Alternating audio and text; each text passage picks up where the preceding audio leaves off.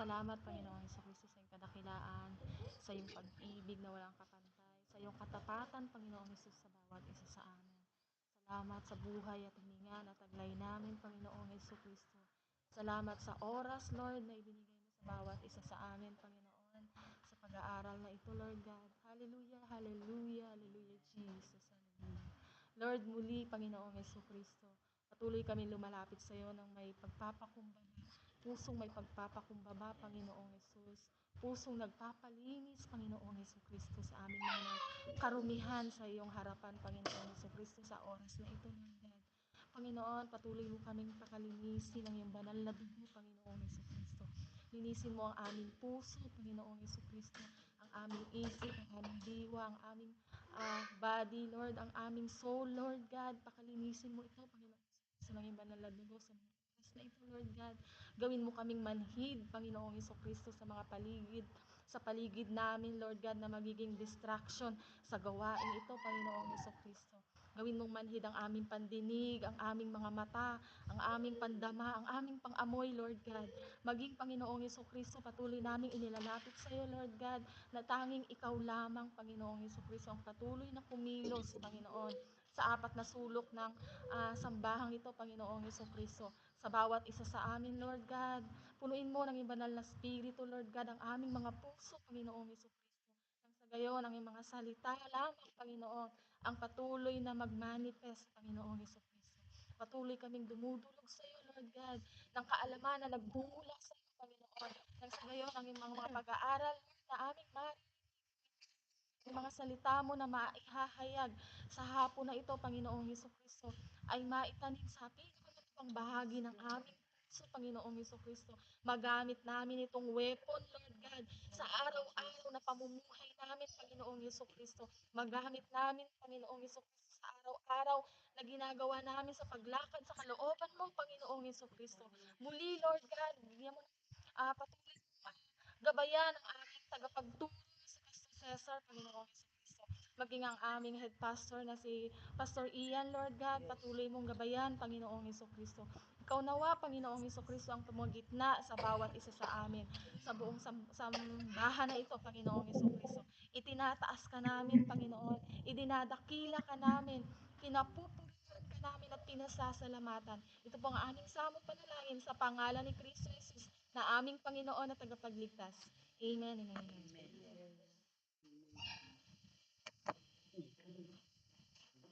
Amen and amen. So, our topic for this afternoon ay meron pong pinamagatang kingdom teaching about the intercessors and spiritual warfare. Malinaw po ang dating ko sa inyo? Amen po. Amen. Hallelujah. Yes po, Pastor. Kapag ang pagsamba ay naging sandata ng kaharian. Okay? Sa kaharian po ng Diyos, ang pagsamba higit pa sa musika at ang banal na sayaw ay higit pa sa isang pagtatanghal. Ibig sabihin, sa ating paglilingkod sa Panginoon, yung mga ginagawa natin pagkanta, pagpupuri sa Panginoon, ay higit pa sa musika at ang banal na sayaw ay higit pa sa isang pagtatanghal. Okay? Ganun po ito ka-importante. Kaya bakit sinasabi natin, hindi ka basta tatayo dyan, hahawak ng instrumento, magtutugtog dyan, kahit very talented ka pa, kung hindi ka naman naka-align sa Panginoon, useless yun. Hindi yung tinitingnan ng Diyos. Ang tinitingnan niya yung puso mo, dahil alam mo at dapat malaman mo na yung ginagawa mo pala ay isang bagay na kung saan ay pagpupuri sa Diyos. Okay? At ganoon din naman, dapat yung mga instrumento, dapat ito dedicated lang totally sa Panginoon. Dapat hindi ginagamit yan sa pagtugtog ng kung ano man. Amen?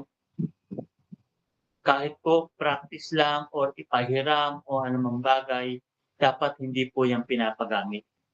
yung mga instrumento, yung gitara, dapat hindi po yan ginagamit hindi para sa Panginoon.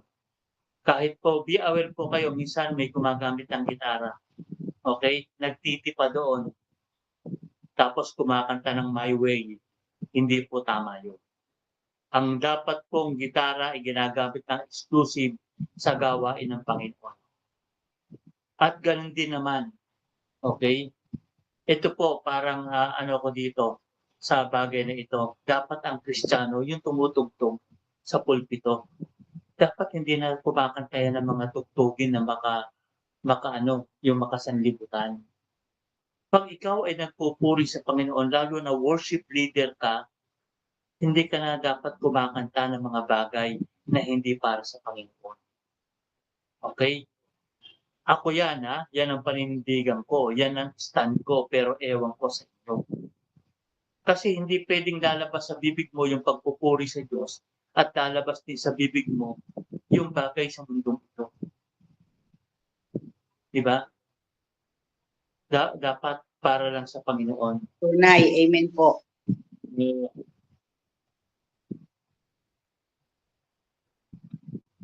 Okay. Hallelujah. Tuloy po tayo. Ang mga ito po ay spiritual na sandata na ginagamit ng Diyos upang ipahayag ang kanyang paghahari, sirain ang mga puta ng kaaway, at ihanda ang daan para sa kanyang presensya. Okay? Makikita po natin in Old Testament, no, si Josaphat. Okay? Pastor Ian? Yes po, Pastor.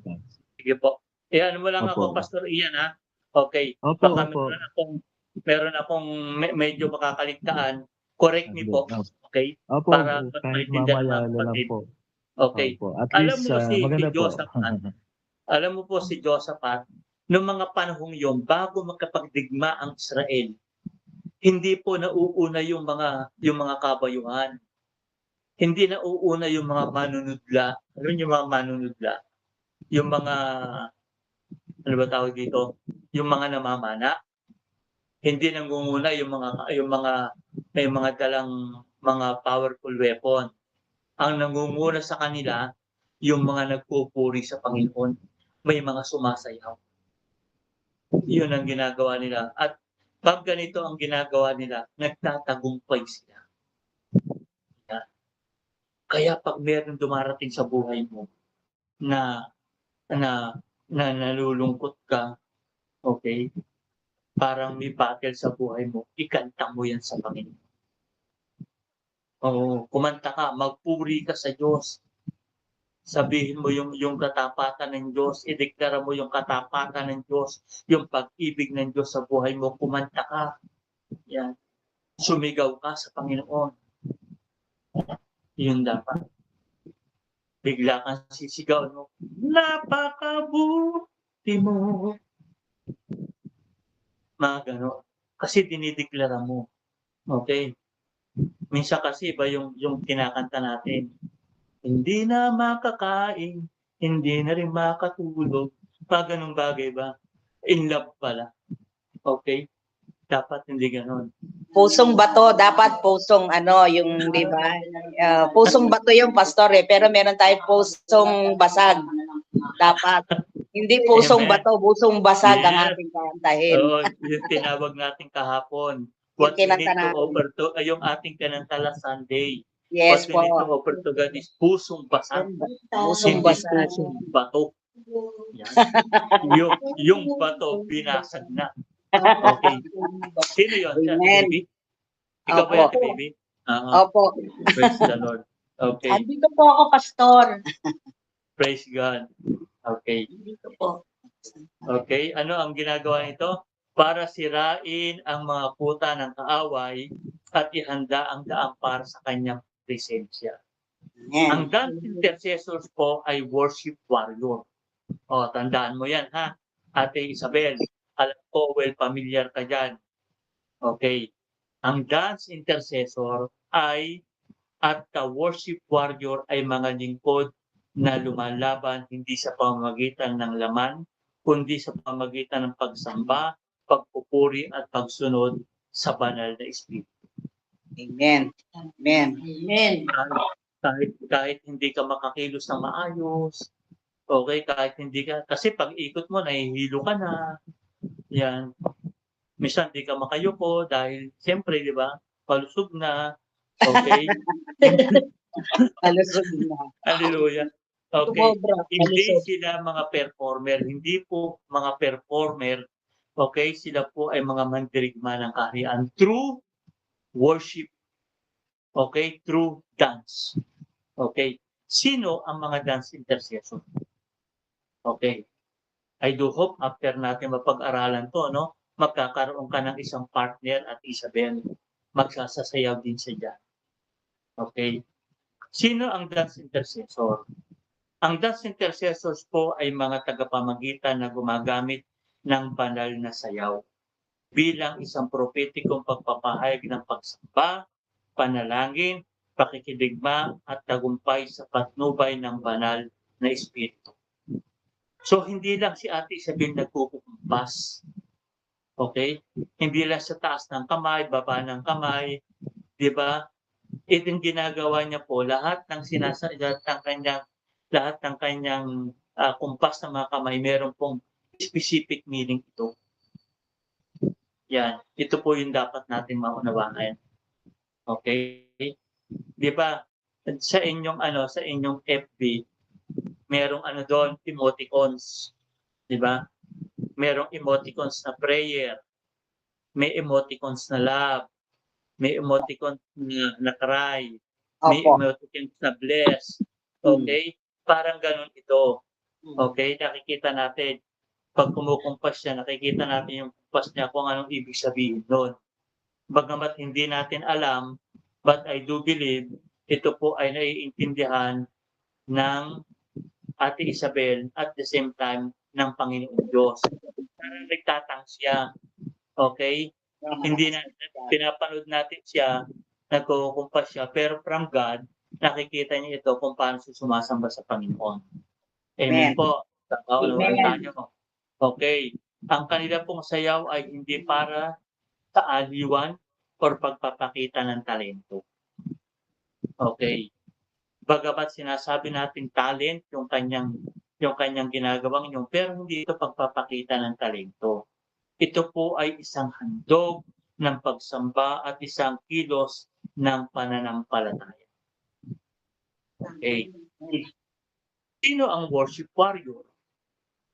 Ang worship warriors po ay mga mananamba na gumagamit ng pagpupuri at pagsamba bilang espiritual na sandata upang dakilain ang Diyos. Ihanda ang kanyang trono at labanan ang mga gawa ng kadiliman. Okay. Nauunawaan po nila ang mga pagsamba ay hindi lamang bahagi ng programa ng sambahan. Ito po ay isang paraan ng espiritual na pakikiligma. Okay? Ito po ay paraan ng isang bagay na pakikidigma. Ang biblical na pundasyon patungkol po dito, ang pagsamba ay nagpapabagsak sa kaaway. Okay, hindi mo nakikita 'yon. It because is spiritual. Okay? But some person who have the gift of discernment, vision, nakikita nila ito. Nakikita nila ito. Okay? So basahin po natin in the book of 2 Chronicles chapter 20 verse 21 and 22.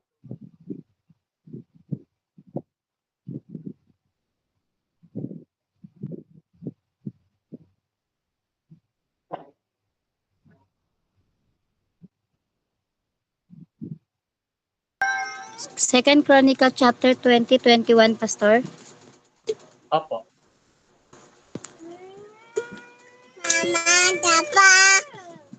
Sabi dito. Mama!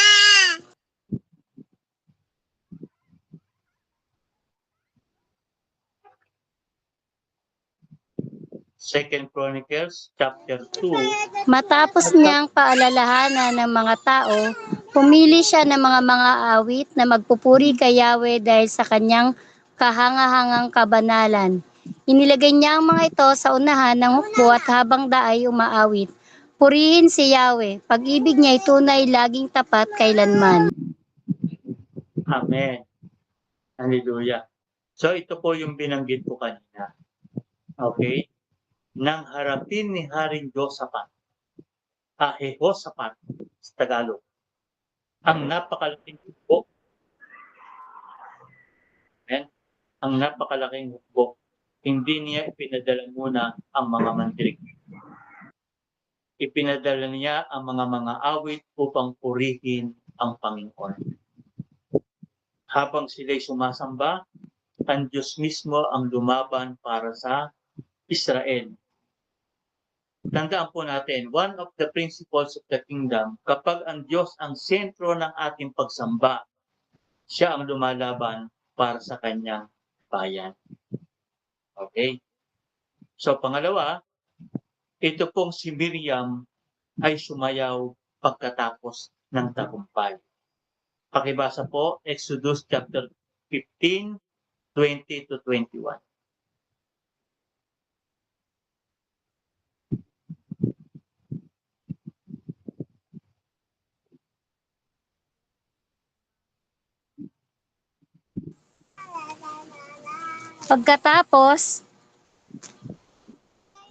Pagkatapos kumuha ng tamborin si Miriam, ang babaeng propeta na kapatid ni Aaron. Tinugtog niya ito at nagsayawan ng mga babae na mayroon ding mga tamborin. Habang sila ay nagsasayaw, ganito ang inawit ni Miriam. Purihin si Yahweh sa kanyang dakilang tagumpay, itinapon niya sa dagat ang mga karwahit ang nakasakay. Amen. So nakita po natin ang ginawa ni Miriam. Pagkatapos, ito kasing bagay na ito po ay nangyari pagkatapos tawirin ng Israel ang dagat na pula o yung Red Sea. Pinangunahan po ni Miriam ang mga kababaihan sa sayaw at pagpupuri at ang kanilang sayaw ay naging pagpapahayag ng tagumpay ng Diyos. Ano po ang tinuturo nito? Ang banal na sayaw ay maaaring maging tugon ng pasasalamat at deklarasyon ng tagumpay ng Diyos. So ano yung nakita natin ginamit? Tambourine. Okay? Kaya mahalaga po yung tambourine ministry. Okay? Mahalaga yon. Ngayon po, bihira na lang ang church po na gumagamit nito. Okay? And we still blessed because the TGC have an idea. Okay? Kasi ginagamit pa nila ito. Okay, without their knowing, okay, powerful pala ito. Kaya nga nagulat ako, no? Yung una kong dating dyan, nakita ko kasi evangelical church siya. Pero nakikita ko yung ginagawa, prophetic. Di ba? Evangelical, ang name ng church, pero yung ginagawa, prophetic. Kaya it's very easy na natanggap natin kaagad yung teaching about kingdom. Bakit? Kasi meron na nakatanim. Okay? Kung baga sa ano, binuksan na. Amen. Okay? Purihin ang Diyos sa pamamagitan ng sayaw. Okay? Yung kasing ibang sayaw ngayon, iba. Di ba? Kahit yung mga ibang nagsasayaw ngayon sa church, pag wala na sa church, iba ang sayaw. Spaghetti na. May pababa, may pataas. Okay. Tapos pagdating ng linggo, nagsasayaw. Dapat hindi ganun. Okay. Kuya, very sensitive ka naman. Hindi. Dapat sa pagdating. Okay. Psalms 150 verse 4. Pakibasa po.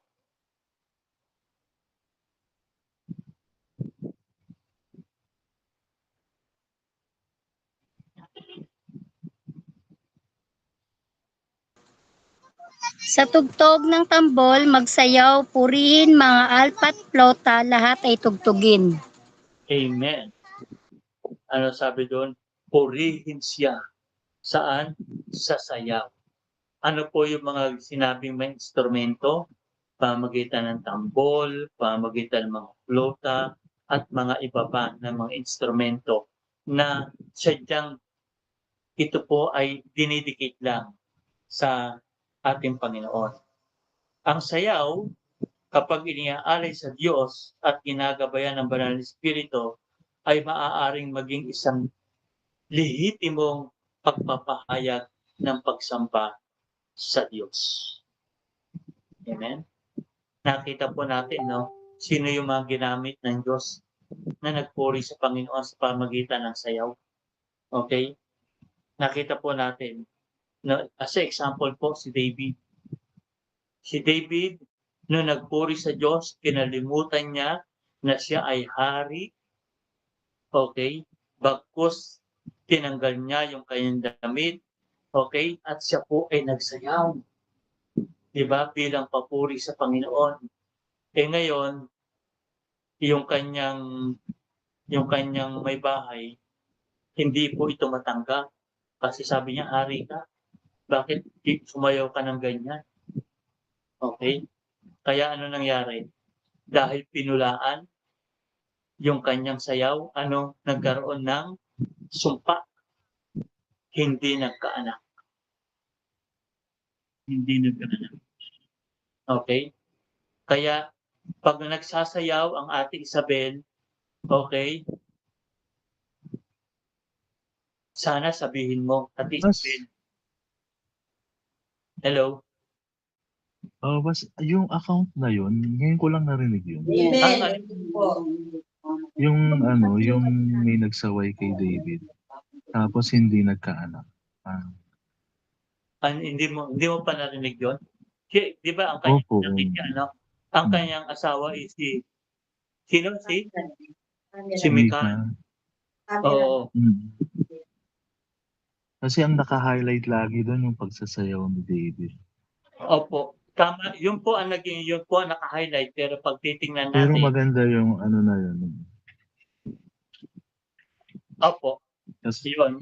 Kasi maaaring sa church pas nagiging issue ngayon dito yung maraming hindi nagkakaanak. Sa mga church po dito. I mean, ganun katagal silang naghihintay bago magkaanak. Parang ganun. Maaaring pwede kayang gawin way yung kanilang pagsasayaw if in case na sila ay ganun, parang barren for the longest time or hindi magkaanak. Meron kaya siyang somehow na pastor? Hindi po natin masabi, Pastor Ian, siguro depende kung ano ang ibibigay na revelasyon sa atin ng Panginoon. Opo. Pero titingnan natin, sisiyasatin natin yan. Okay? Sige po. Okay. Salamat po. At the same time, if you see something, Pastor Ian, please share to us. Okay? Opo. Tandaan nyo, okay. Kaya ito, ginaya ito ng ibang church. Ginaya ito. Yung iba naman, pag hindi magkaanak, pupunta ng Bulacan. Yun yung okay. Diba? Pag pumunta ng Bulacan, magsasayaw sila roon. Kay Santa Clara. Okay. Sabi nila, pag magsasayaw daw sila roon, magkakaanak. Nag-e-echo ako, no? Nag-e-echo po. Yan. Yung kay Ate, Ayan. Okay na po, Pas. Sige po, Pastor Ian, go ahead. Okay na po. Okay. So, ganon. Okay, yun ang ginaya naman nila kay Santa Clara. Ngayon, ito po si Santa Clara. Ano lang natin, para may idea tayo. Si Santa Clara po ay pangong. Hindi po yan nagkaanak. Okay? Kaya mali yung ginagawa nila. Hindi ka magkaanak, ang inuutos ng isimbahan, pumunta ka doon kay Santa Clara at magsayaw ka doon para magkaanak. Eh, yung sinasayawan mo, baog nga yun eh. Hindi nagsama-sama na kayo doon. Di ba? Okay. So far, ang topic po natin hindi doon. Okay. Binigyan ko lang po ng isang paliwanagan bakit pupunta sila roon. Okay. So, ang sayaw kapag iniaalay sa Diyos at ginagabayan ng banal na espiritu ay maaaring maging isang lehitimong pagpapahayag ng pagsamba sa Diyos. Okay? Pang-apat, mataas na papuri at espiritual na pakikidigma. Ang sabi po ng Salmo or Psalms 149, verse 6 to 9, pakibasa po.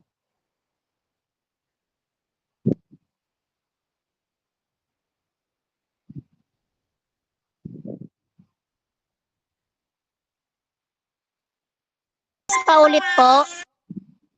Ano po? Salmo or awit. 149, 6 to 9.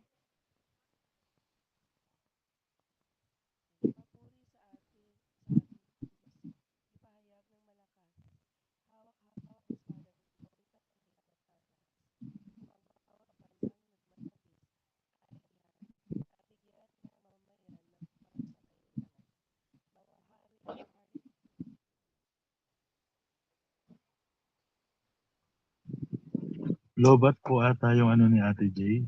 Yung... Kasi nag-AI po yung boses. Gano'n.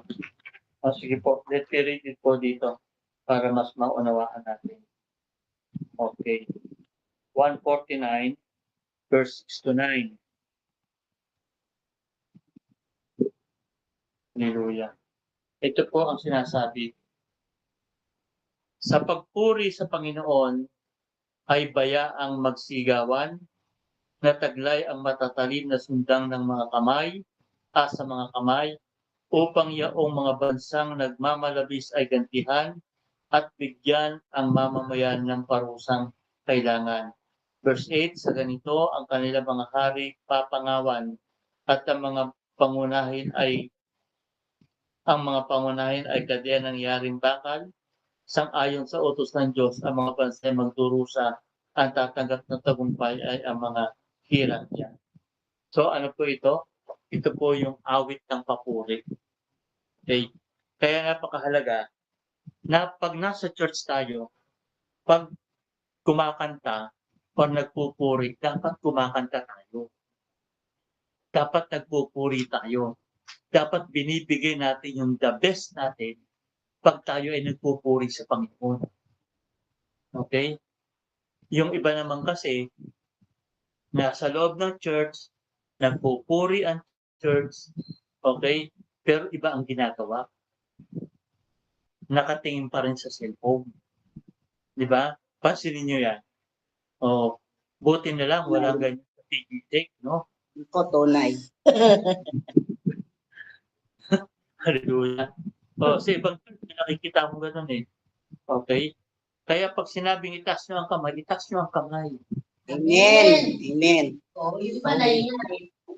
Kung kailangan mo tumalon ka. Alam niyo po, pag kayo ay naka-experience ng mga African kung paano sila magpuri sa Panginoon, grabe, nakaka-bless sila. Talaga naman, pawisan na sila sa pagpupuri sa Panginoon. Eh tayo, parang ayaw natin pawisan. Simpleng-simple ba? Smooth yung mga sayaw. Yan, ganyan lang. Baka pawisan. Yan. Dapat gawin natin yung best natin. Okay? Nung nakaraan, nakita ko si Ate Emma. May kasama si Ate Emma, hindi ko alam kung si Kuya Ron yun. Nagsasayaw sila sa likod, umiikot. Dapat ganun ang way ng papuri sa Panginoon. Okay? Huwag mo nang isipin kung ikaw ay papawisan, kung ano mangyayari sa iyo. Basta gawin mo the best mo na pagpupuri sa Panginoon. Sapagkat yan ang katanggap-tanggap na isang pagpupuri sa Panginoon. Amen? Sabi dito, magkaroon nawa sa kanilang bibig ang mataas na pagpuri sa Diyos at sa kanilang kamay ay tabak na may 2 talib. Ipinapakita nito ang pagpupuri at espiritual na pakikidigma at maaaring magkasabay. Okay? Nakita natin, nagtataasan sila ng kamay. Yung iba naman, nagtatalunan pa. Alam niyo po, minsan yung mga ibang nagpupuri, talagang sumisigaw talaga sila. Wala silang pakialam sa kanilang katabi. Wala silang pakialam sa kanilang likuran, sa kanilang harapan. Basta ang iniisip nila, yung kanilang pagpupuri ay magiging kalugod-lugod sa Diyos.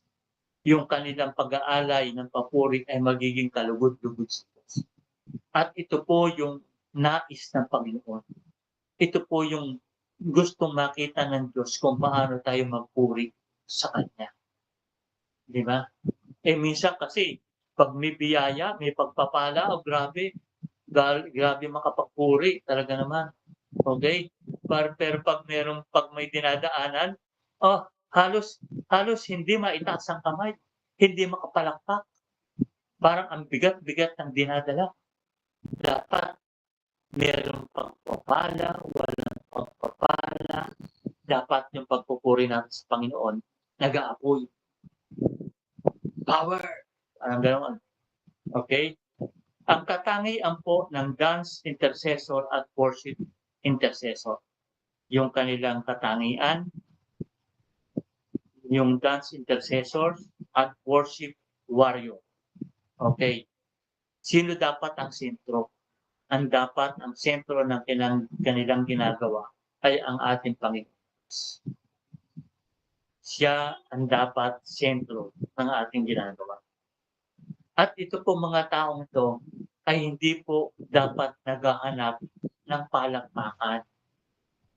Okay? Hindi dapat naghahanap ng palakpakan. May pumalakpak sa iyo or wala. Dapat ito ay ginagawa mo ay para sa Diyos. At makita nila na you do your best, okay, for the glory of God. Sapagkat ang dapat nilang hinahanap, hindi po yung palakpak ng mga kapatid, kundi yung presensya ng Diyos sa kanilang buhay, sa kanilang pagsasayaw. Pangalawa, yung pong kanilang buhay panalanginan o yung kanilang buhay panalangin. Okay? Ang tunay po na pagsamba ay pinapanganak sa lihim na lugar ng panalangin. Okay? Dapat dito pinapanganak yung tunay na pagsamba natin sa pamagitan po ng pananalangin. I praise God. Alam ko po, sa ating church ngayon, nagle-level up na tayo compare before. No, yung ating panalangin. At patuloy pa tayong i-level up ng Panginoon. Okay? Ang hirap kong gumising, no? Yung gigising ka ng alas 3 sa madaling araw. Yung antok ka na, yung kasarapan ng tulog mo. Kasi natulog ka, alas 12 na, alauna na ka sa cellphone. Tapos gigising ka ng alas 3 para manalangin. Ang hirap gumising kaya. Di ba po? Totoo yan. Ranas ko yan eh. Di ba? Ranas ko yan. Kaka-scroll, inabot na pala ako ng alauna. Tapos makakatulog. Minsan pagbukas natin, alas 3 na pala. Mananalangin ba ako o hindi? Mamaya na lang bang alas 6 o ano? Di ba? Experience ko po yan. Okay? Experience ko yan. Okay? Salamat sa Lord. Okay? Dahil tinuturuan tayo na madisiplina ang ating sarili. Ngayon kasi may mga naka-add na sa akin sa mga kapatid sa TTC. Nakikita ko pa yung open ng alas 11, open ng alas 12, yan. Open ng alauna, ayun, di nakangiti. Yun lang. Pastor, nakakatulugan lang pong naka-online. Ayun.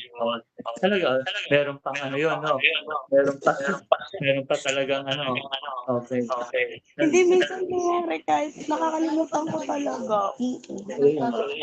Oo naman. Oo. Alam mo ako sinasabi? Oo. Okay. Aray mo, Ate Risa. Bato-bato sa langit at tamaan mo born again.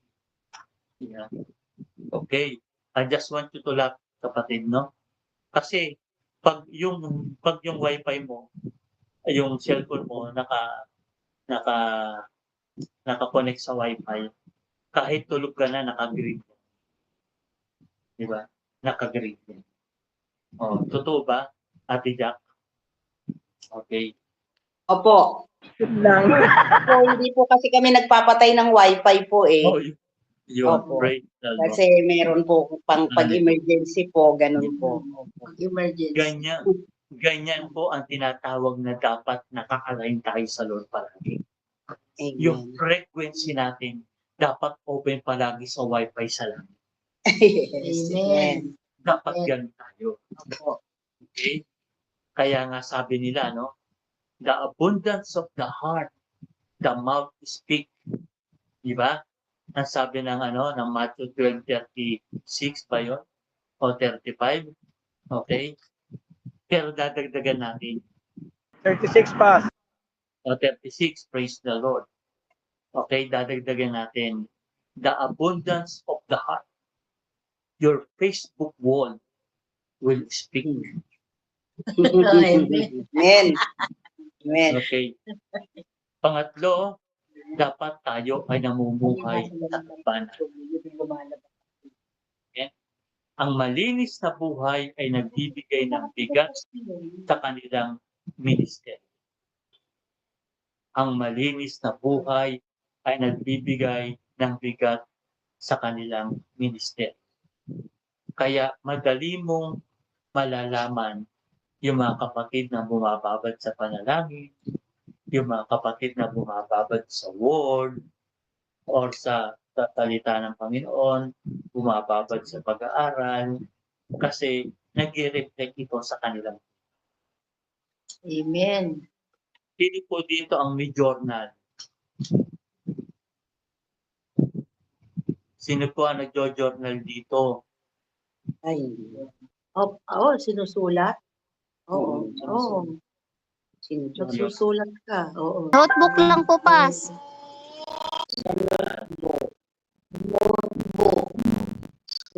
Yun. May sinusulat Mga exhortation po, mga ginawa po na exhortation sa message. Naka-save po lahat sa notebook. Amen. Ito po kasi ay mahalaga sa atin. Yung po tinatawag na journal. Okay? Dahil dito po kasi minsan, di ba, gigising kayo ng maaga. Okay? Gigising kayo ng alas 9, alas 8. So, minsan kasi pagising natin, of course, nananalangin tayo, nagte-thank you tayo sa Lord sa mga bagay na ginagawa natin. Alam niyo po, napakahalaga na bago kayo kumilos sa inyong gawaing bahay, bago niyo hawakan kung ano bagay, hawakan niyo muna yung salita ng Panginoon. Ano ba yung pangungusap ng Lord sa iyo sa araw nito? Ano ba yung sinasabi sa iyo ng Panginoon sa araw? Ngayon, pag meron pong word sa inyo, ito po ay sinusulat nyo either sa papel, either may notebook kayo or whatever, ito po ang tinatawag na journal. Yan. So makikita nyo, pag binigay sa inyo ng Panginoon ang isang verse, ito ba ay warning? Ito ba ay command? Okay? O anong symbol ba ito? Yung mga ganong bagay.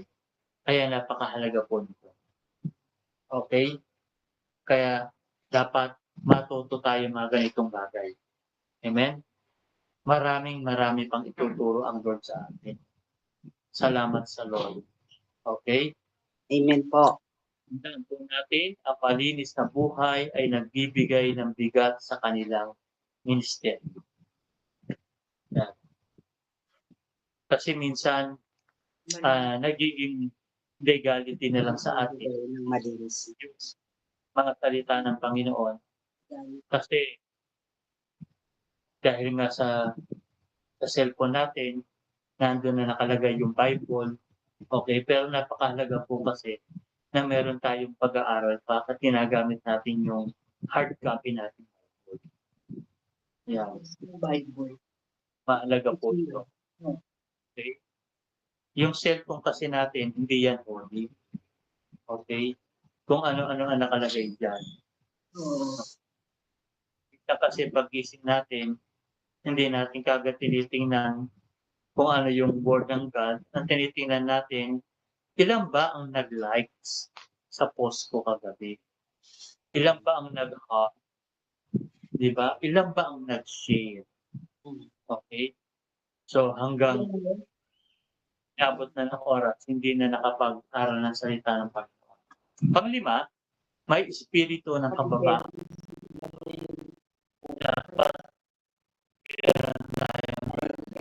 Tandaan po natin, simula sa mga pinag-aralan natin, uri ng mga intercessor, palagi pong kasama yung lahat ng bagay na binabanggit natin, yung kapakumbabaan ng loob. Ang kanila pong ay itaas si Kristo Jesus, hindi po ang kanilang sarili. Yan ang palaging dapat layunin natin. Jesus will be increased and you and me will be decreased. Okay?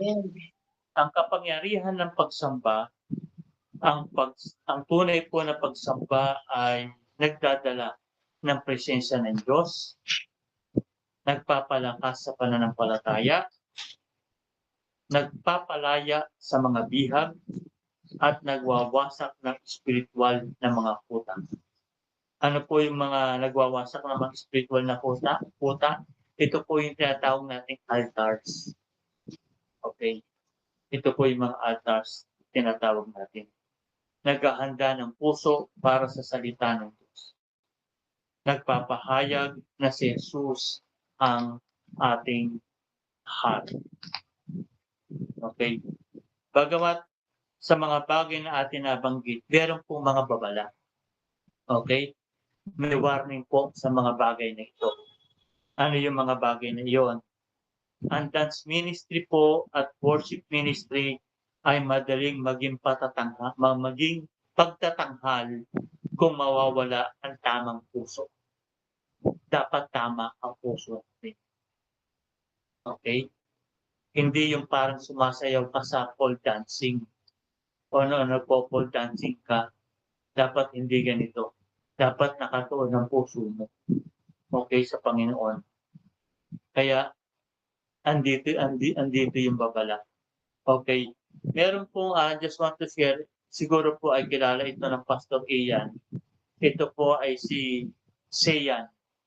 Seyan, ang apelyido niya ay ang hirap bigkasin. Pero si Seyan Polsto. Ito po ay guitarist.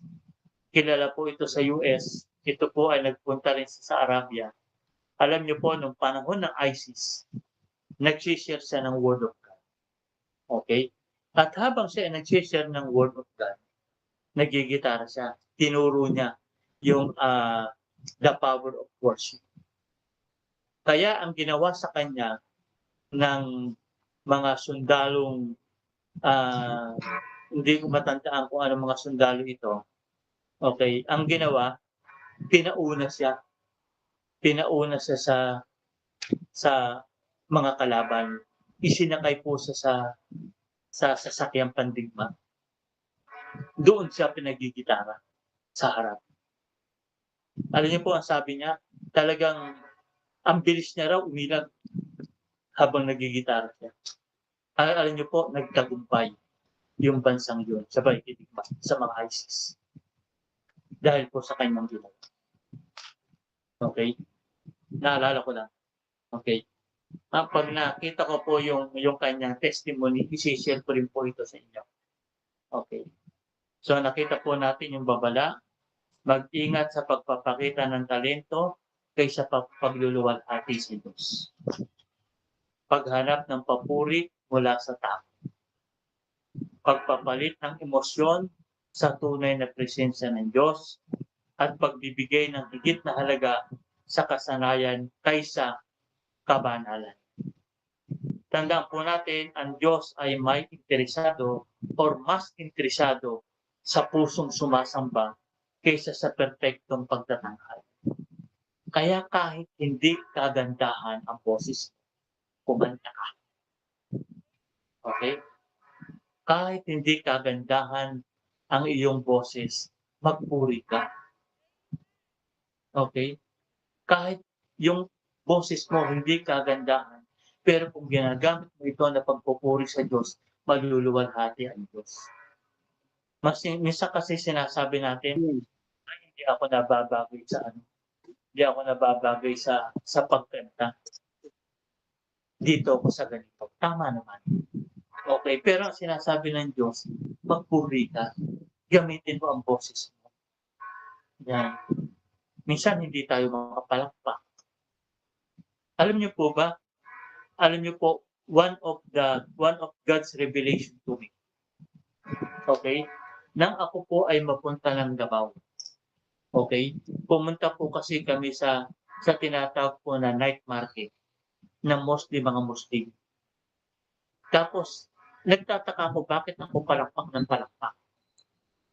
Then God revealed to me, tuwing pumapalakpak pala tayo, especially if we are intercessor, yung pong kalaban umalis, nabibingil sila sa ating palakpak.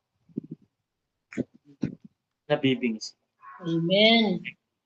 Kaya, minsan, pag nagpupuri tayo sa Panginoon, pag sinabi, ibigay nyo ang inyong pinakamalakas na palakpak, dapat ilalakas mo. Okay? Kasi minsan yung pagpalakpak natin para lang kay kapitan, para lang kay kagawad. Dapat pagpupalakpak tayo para sa Diyos. Amen. Amen. Amen. Amen. Kahit po sa Saudi, Mahina yung amen nila.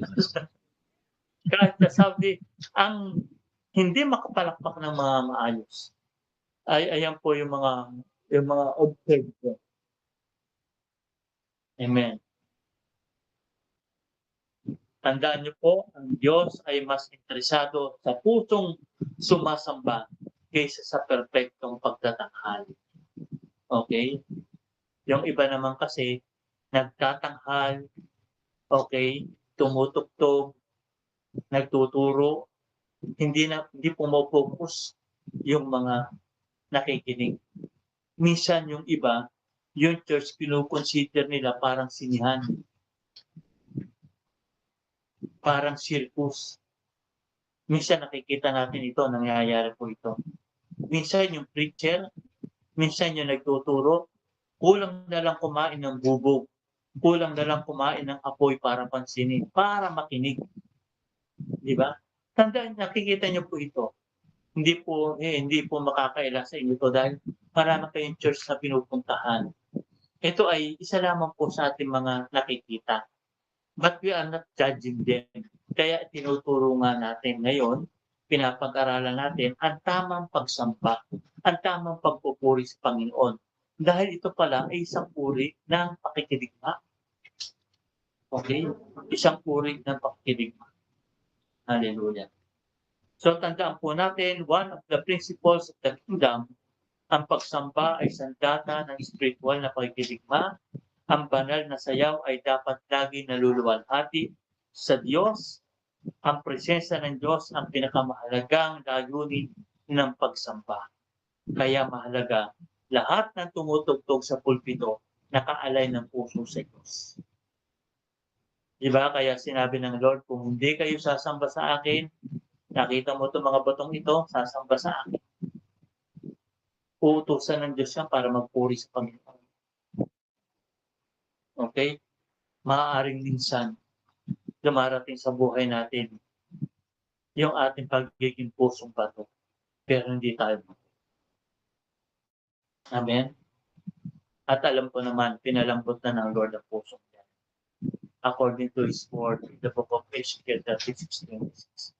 I will Bigyan ng pusong naman. ang presensya ng Diyos ang pinakamahalagang layunin ng pagsamba. Ang kabanalan ay higit mahalaga kaysa talento. At ang tunay na mananamba ay mamumuhay sa pagsamba, hindi lamang umaawit, hindi lamang sumasayaw tuwing may pagtitipon, kundi ang tagumpay sa espiritual na labanan ay nagsisimula sa pagluwalhati kay Kristo. So ano po ang natutunan natin?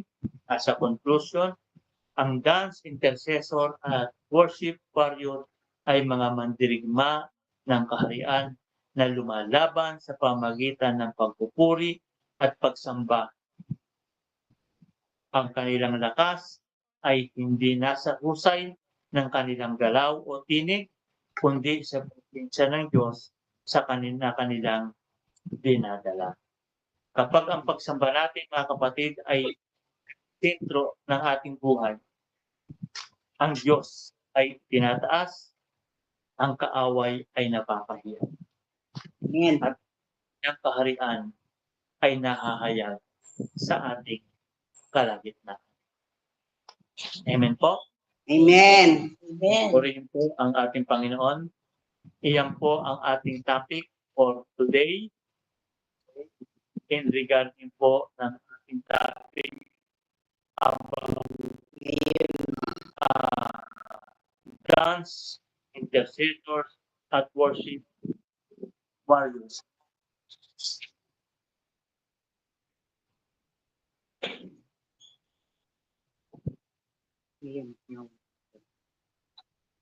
Okay, nakuha po natin. Opo. Naintindihan po natin. Okay. Yes Hindi po, pa po amen. natin hindi pa natin sinama yung kasi po yung mga ibang church gumagamit pa sila ng shofar. Pero tayo gumagamit naman tayo. Kaya lang ano siya yung sounds, di ba? Sounds siya yung ginagamit. Hindi siya literal na shofar. At mahalaga po. MP3, ano lang po yun. Opo. Naka-recorded na lang.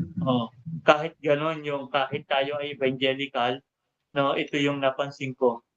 Pagdating ng may gumamit tayo ng shofar, even MP3. It's a prophetic tool. Okay? Tandaan po natin in the wall of Jericho. Yung trumpet. Nung ginamit yung shofar, bagamat nag-pray sila, ginamit yung shofar, nagbumagsak yung wall of Jericho. Okay? Alam niyo po kasi, marami pong umorder sa akin ng shofar. Pero hindi ako nagtitinda. Ito po ay tinutulungan ko yung isang kapatid. Okay.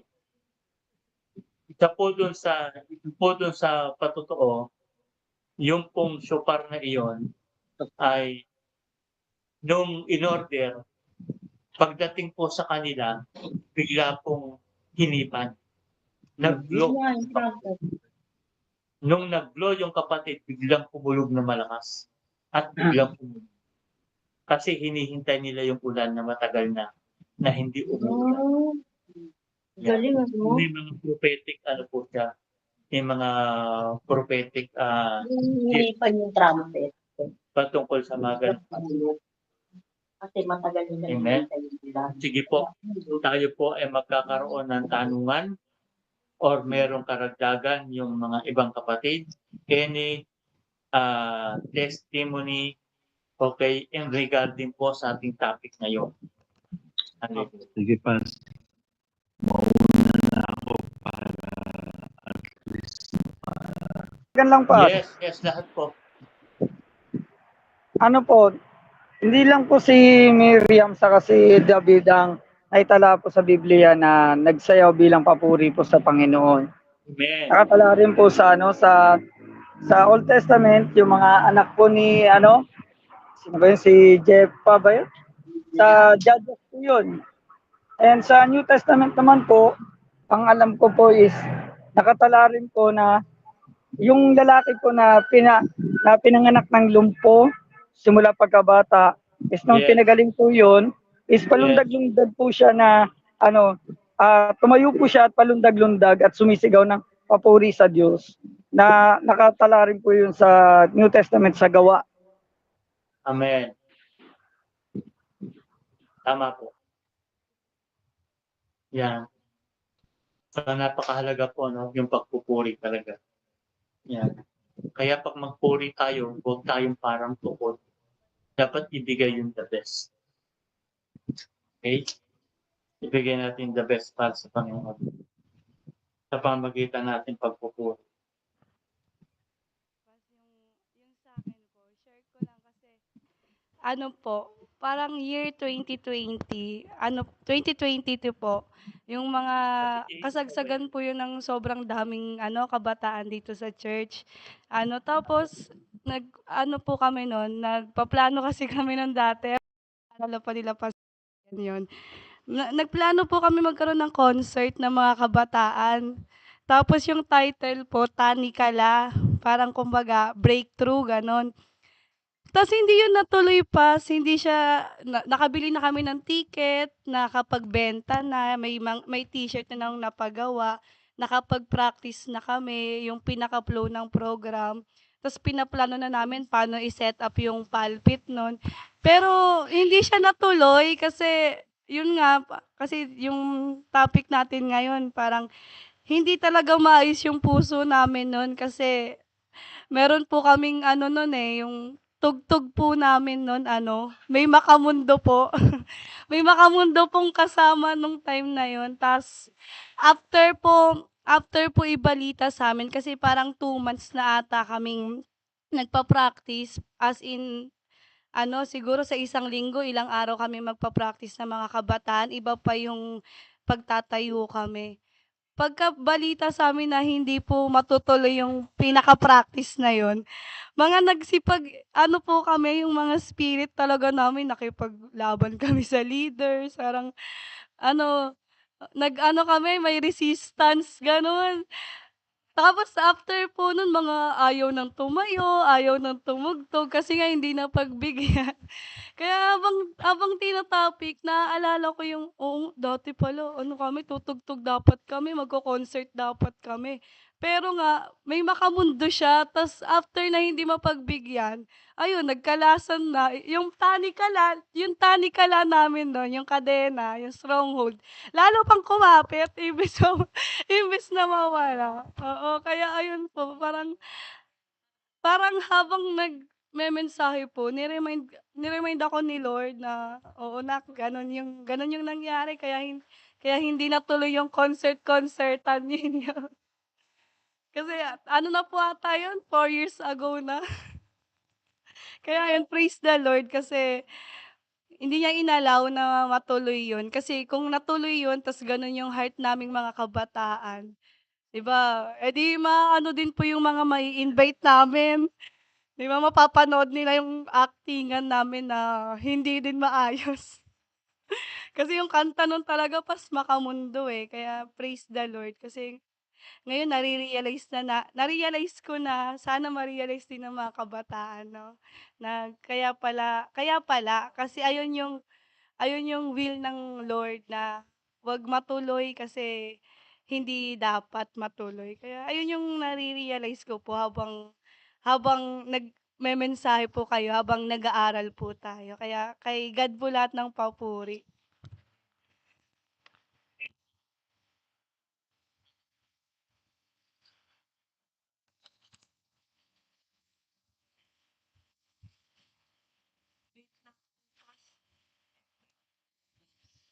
Patayin mo, ikot mo 'to. Yan. Bluetooth mode. Bluetooth connected. Ulit po, namatay po yung speaker namin. Kahit sa atin kasi, kahit sabihin pa natin, ang tugtog nyo ay love song. Pero kung ikaw ay ginagamit na ng Panginoon sa pulpit, dapat hindi ka na nagkakanta. Pwedeng pag-alawin ang gamit sa pulpit. Si Pastor Ian yata. Go, Pastor Ian. Kayo po yata misa sa iyo. Pastor Ian. Yung kanina po. Sige. Ayun, although alam naman natin yung with regards to dun sa mga instrument, And even in the place, sabi ko nga. Kasi kung babalikan natin yung altar na when Jacob, nung siya tumakas dahil hinahabol siya ng kapatid niya, is yung Bethel, doon niya kasi natagpuan yung Panginoon, doon niya nakatagpo. What I mean, And then, kung mag-jump tayo doon sa Exodus kay Moises naman, nung siya ay sinabing banal nung lugar na ito, nagpakita sa kanya ang Panginoon. Yung mga accounts na yun is talagang makikita natin na yung altar kung saan natin nakakatagpo yung Panginoon is somehow na dapat maging pure, maging malinis. Nandun yung mga instrument na ginagamit kanina nga Although tama naman si Pastor Cesar, iba-iba kasi yung take ng church dito. Actually, may mga church ngayon na they are modern, at the same time mga sila, kumbaga yung titignan natin mga mega church kung i-consider natin. But somehow, after ng Sunday, magkakaroon ng mga concert doon for fundraising. So hindi natin alam whatever purpose kung paano nila ginagamit yun. Pero ako gusto ko siyang tignan dito sa Genesis 35 kung saan nakatagpo ni Jacob yung Panginoon. Na ito yung altar ko kasi dito ko na Kaya nga nasabi niya, it is my Bethel. And then, pagpunta kay Moises, hubarin mo yung sandalyas mo. Madalas kong sabihin dyan sa atin na yung church is ginagamit para katagpuin natin yung Panginoon, to worship. But somehow, kahit tayo mismo, hindi man tayo tumutugtog. After worship, ano bang ginagawa natin sa church? Ano ba yung mga pinag-uusapan natin sa church, di ba? Sabi ko nga minsan, meron tayong time na nagiging mainit ang ulo natin. Meron akong nasita sa inyo kung sakaling meron kayong disagreement, huwag kayong maglalakas ng boses dito. Lumabas kayo or pumili kayo ng lugar. So, kasi sabi nga kay Moises, it is holy ground. Sabi ni Jacob, ito yung Bethel ko, dito ko nakakatagpo yung Panginoon. Even ngayon, ayan, di ba? Alam ko yung iba sa atin talagang napaka-legalistic na yata ng simbahan na to or strict. Kasi naisulat to dahil talagang may punto talaga na dapat sa atin ituro sa atin na talagang yung lugar kung saan natin nakakatagpo ang Panginoon is dapat maging maayos talaga siya. Dahil nandun talaga is hindi ko alam kung ano yung pakiramdam ni Moises. Sabi nga ron sa Exodus 3, 5, and 6, tinakpan niya na yung mata niya dahil nandoon yung presensya ng Panginoon. So sabi ko nga, hindi lang Sunday, hindi lang practice, i-treat natin yung church, yung lugar na hindi lang natin pag Sunday siya parang nagiging worship place, kundi everyday dapat. Everyday dapat na habang nandyan tayo sa place na yan. Ako may experience ako one time, Pastor, dahil nung umuwi ako, sinama ako nung dating kasama ko rito sa Riyadh na nagsi-church sa isang hotel. Hindi ko po alam yung hotel na yon is meron sila sa ibaba na parang coffee shop or cafe, parang ganon. Pero yung mga nandun is mga couple. So medyo tingin ko matino yung lugar.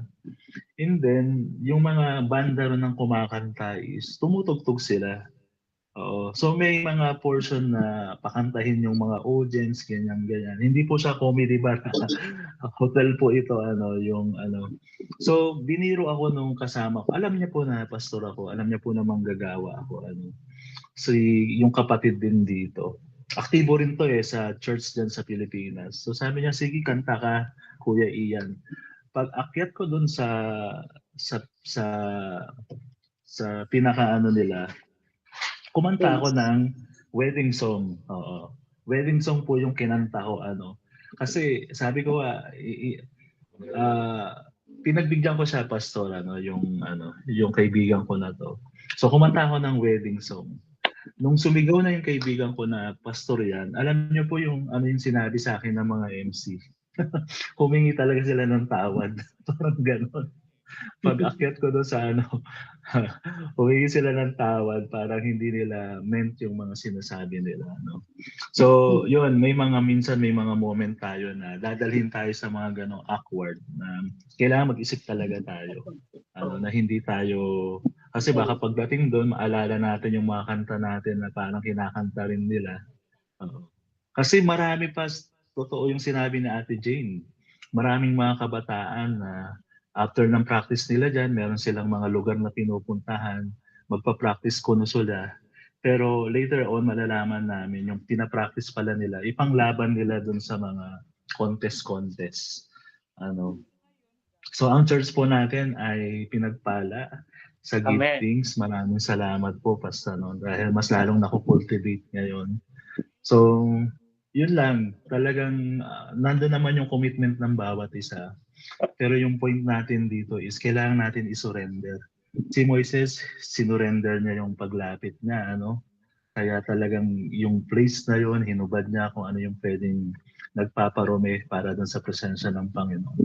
Kailangan surrender talaga. Alam ko maraming magaganda yung boses sa atin, pero may kailangan talaga tayong isurrender, para mas lalo tayong maging mapalapit sa Panginoon, manaranasan natin yung kanyang presensya. So, yun lang, Pastor. Talagang makikita natin unti-unti.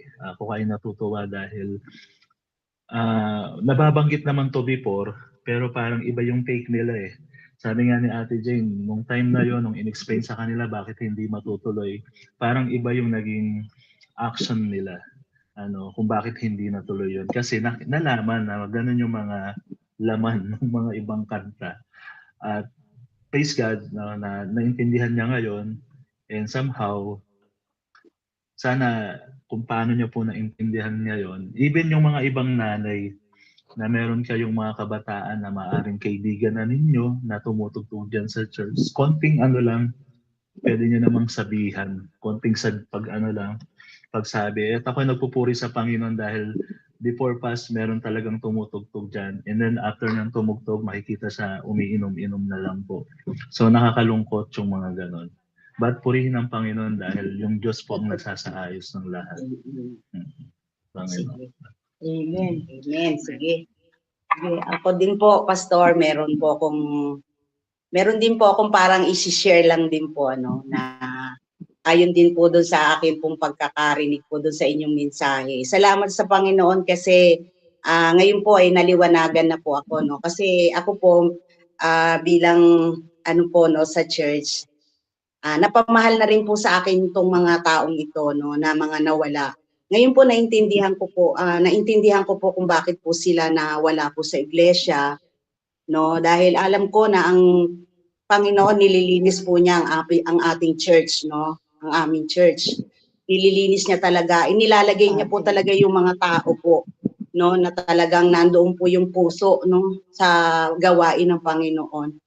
Kasi Pastor, naliwanagan ko na po na kaya po may mga nawala pong mga musician diyan, kasi ganun po yung kanila pong nangyayari, na kapag po sila po ay nagigitara, at the same time nagigitara din po sila sa ibang sa ibang sect, sa mga mundong ginagalawan po. Kaya sabi ko, sabi ko, nawala si ganito, nawala si ganyan, nawala si ganun. Sabi ko sila yung magkakasama. Sabi kong ganun. Ginagamit sila ng Panginoon sa church, ba't nawala sila? Yun, salamat sa Panginoon kasi naintindihan ko kung bakit sila nawala sa iglesia. Dahil nga po sa ganyang kalagayan nga po nila.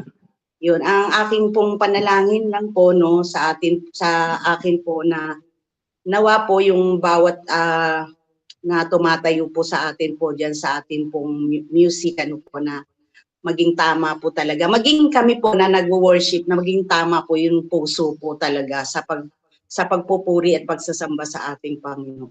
Yun lang po. Naliwanagan ko na po kung bakit nga po sila nawala po sa atin sa iglesia po. Yun po, sa TGSEC. Ayun po. Kasi po, minsan, inihiram nga po yung instrumento kasi para sa ganito raw po, ayun. Oo, ilalabas po. Pero hindi po pala yun dapat, ano po. Kasi yung ating pong mga instrumento, sagrado rin po pala yan. Amen. Oo. Amen po. Amen. Ayun po. Tama po iyon.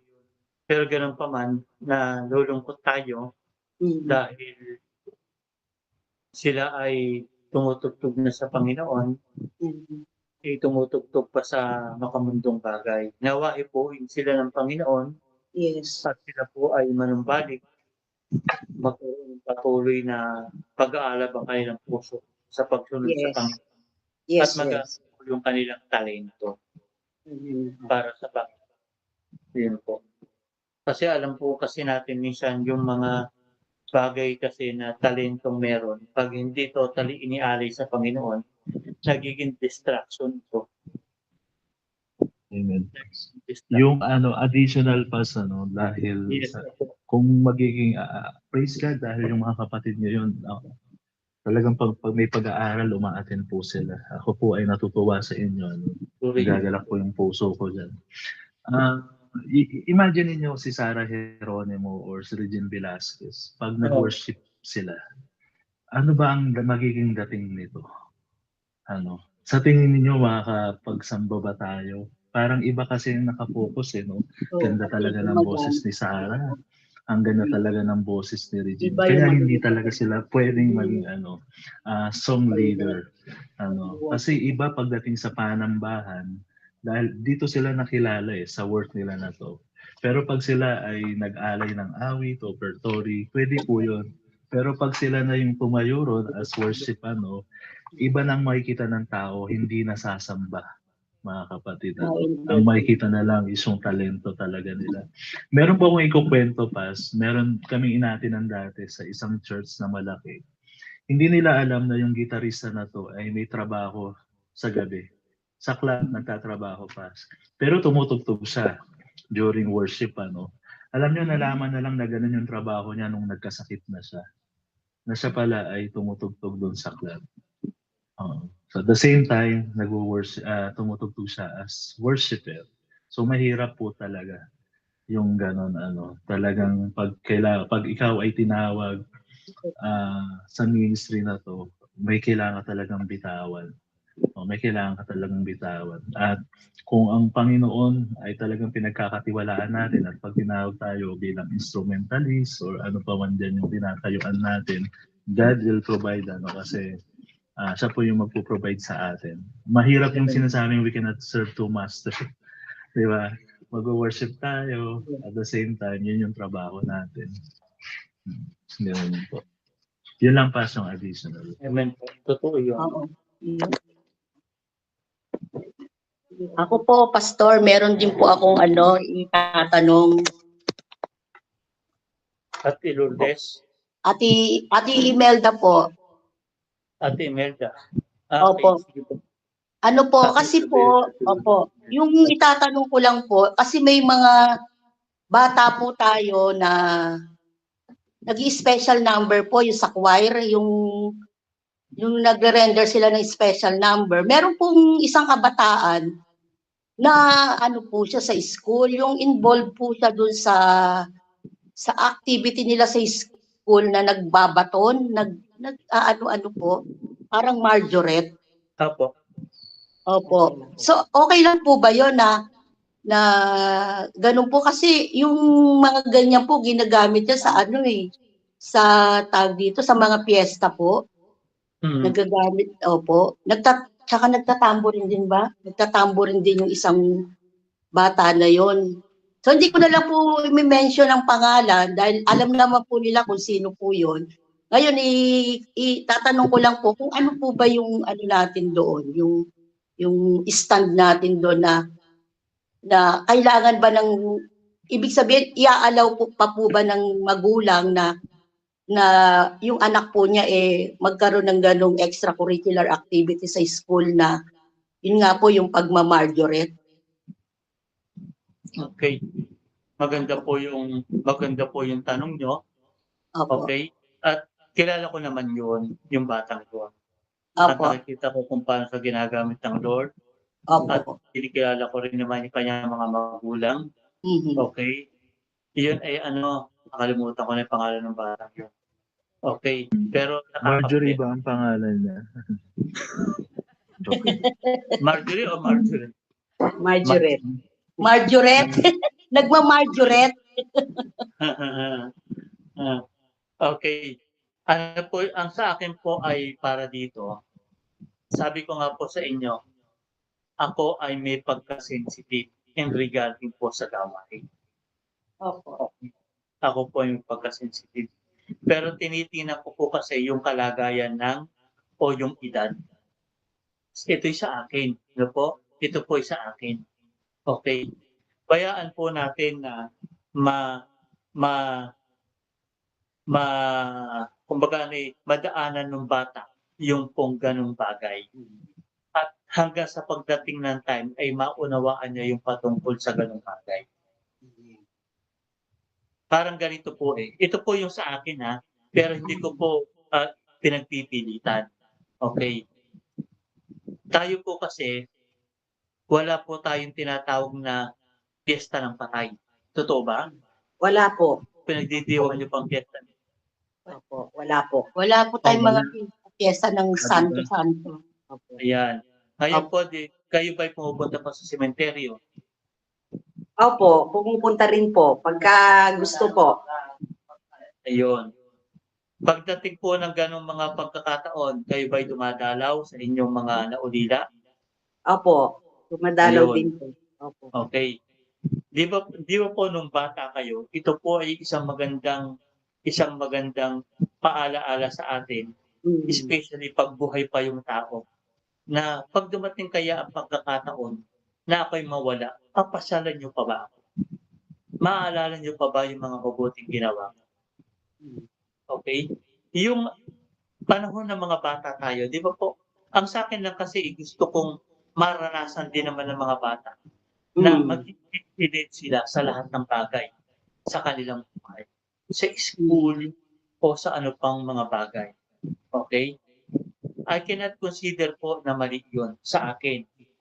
Okay? Hindi po sa ako may pinapanigan or whatever. Ako po ay nasa gitna. Pero ito po yung aking stance. Habang ang bata ay lumalaki, dumarating yung time na mas mauunawaan niya yung bagay na yan. At in God's perfect time, maituturo natin sa kanya yung tama patungkol po sa bagay. Kasi po bata hindi pa ganun yung kanyang pagkaunawa.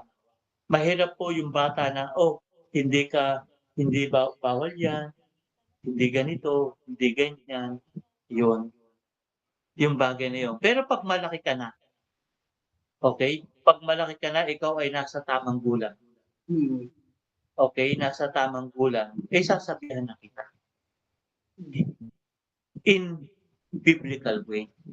Okay, for example, si Ate Jane, nakita ko siya doon, nagano pa siya, nagbababaston pa siya. Yan. Sasabihan ko siya, Ate Jane, hindi na yan tama sa iyong edad. Hindi na tama sa iyong ganito yan. Ito ang ibig sabihin niyan. Ito ang ibig sabihin nito. Pero habang bata, tinuturuan po natin na yung bata ay makultivate niya yung kanyang kaalaman, yung kanyang at the same time para mawala yung kanyang takot sa tao, yung kanyang para maging boldness siya, maging courage siya sa mga tao. Yun po ang inaano ko doon. Okay, again, hindi po ako kumakanan, hindi ako kumakaliwa. Okay? Pero sa mga magulang ng batang iyon, I do believe in God's perfect time. Okay? Ituturo sa kanila pag nasa tamang panahon. Amen. Okay? Amen. Kasi ganito po yun eh. Anong taon ka ba dapat binyagan?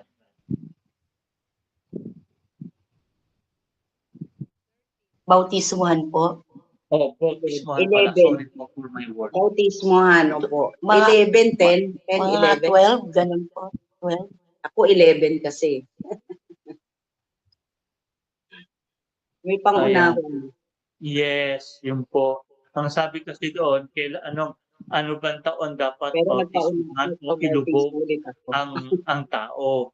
Ang sabi Pabautismo. po dito, pag sa Amen. panahong alam niya na ang tama at mali, ibig Amen. sabihin, yung nauunawaan niya na. Kaya bago bautismuhan ng tao, meron pong seminar yan, itinuturo, o ikaw babautismuhan ka na, ganito na ang gagawin mo, ganito na ang lalakaran mo. Ayun, may tamang panahon, may tamang edad, may tamang pagkaunawa. Yun po yung bagay na yun. Maganda po yung nyo, Ate Baby, okay? Opo. Maganda po iyon para mas naunawaan natin. Kasi Pero syempre, ako po kasi, for example, pag ang anak ko ay mga baby pa na gano'n, gagala ka sa akin puso yun. Na ano ko ron, na nalilip up ako dahil yung anak ko sa edad niya nagkaroon sa ganito. amen. Okay. Yung ganung bagay. Pero hindi ko po yung kino-consider na tama. Okay? Kasi pagdating ng kanilang right age, doon ko sasabihin sa kanila yung bagay. Pero hanggang bata pa sila, hindi pa kayang abutin ng kanilang pangunawa, ay support. Iyon po yung aking stand. Okay? So, hindi ko po alam kung ano ang stand nyo sa bagay. Okay. For school purposes, pas talagang pwede Yes. siya. Pero yun nga, kailangan i-remind talaga ang parents kasi ang pagmamarriage is somehow very traditional yan sa kultura ng Pilipino na ginagamit talaga siya sa fiesta. Pero kung it will serve dun talaga sa purpose ng para magtumaas yung grades ng bata, okay po yun. Yes. Pero yun Yeah. nga, kailangan yung guidance talaga. Dahil, ito, ano yun pag nagdalaga na yung bata, iba na yung tingin sa kanya. yes. And then, Yun.